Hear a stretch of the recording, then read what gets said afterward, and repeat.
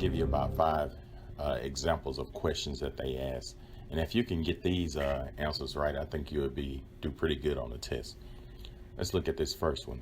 It say, what 3 welding inspector certifications are discussed in AWS QC1? And make sure you don't mistake that for different levels in NDT. And a lot of people will pick D, but the correct answer is B.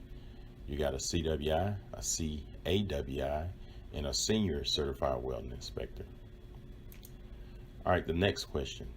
Which of the following is an incorrect statement about shielded metal arc welding electrodes designated in an E7024? And if you look at this E7024, we know that's a 70,000 pounds per square inch. We know that that 2 is suitable for welding in the flat and horizontal fillet positions only. And we also know that this rod is for welding carbon steel. But what a lot of people don't understand, this last digit.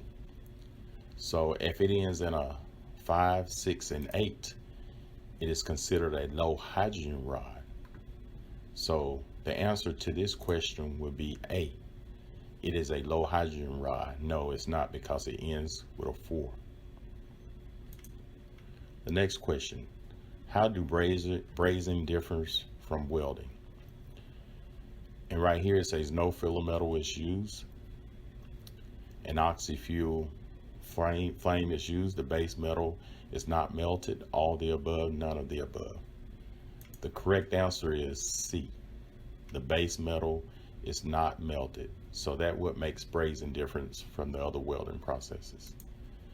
Another question. The type of welding applied to the opposite side of a joint before a single V-groove weld is completed on the near side of the joint. So if you think about that, this is what confuses a lot of people. So the answer to this is a back-end weld. A back-end weld is the first weld that is put on there, and then you weld on the V-groove. So you don't gouge it out. Now, a back weld is once you put the V-groove in, you go inside, you gouge it out and re-weld it. That's called a back weld. So this is like a back-end plate, but it's in the form of a back-end weld.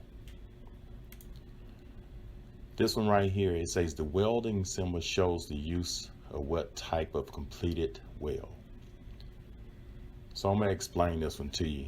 The answer to this one would be C. It's a single V-groove with a back-end weld. And the reason why I know it's the back-end weld because this reference line is closer to the error. So this weld is made first, then the V-groove is made. So this is a back-end weld.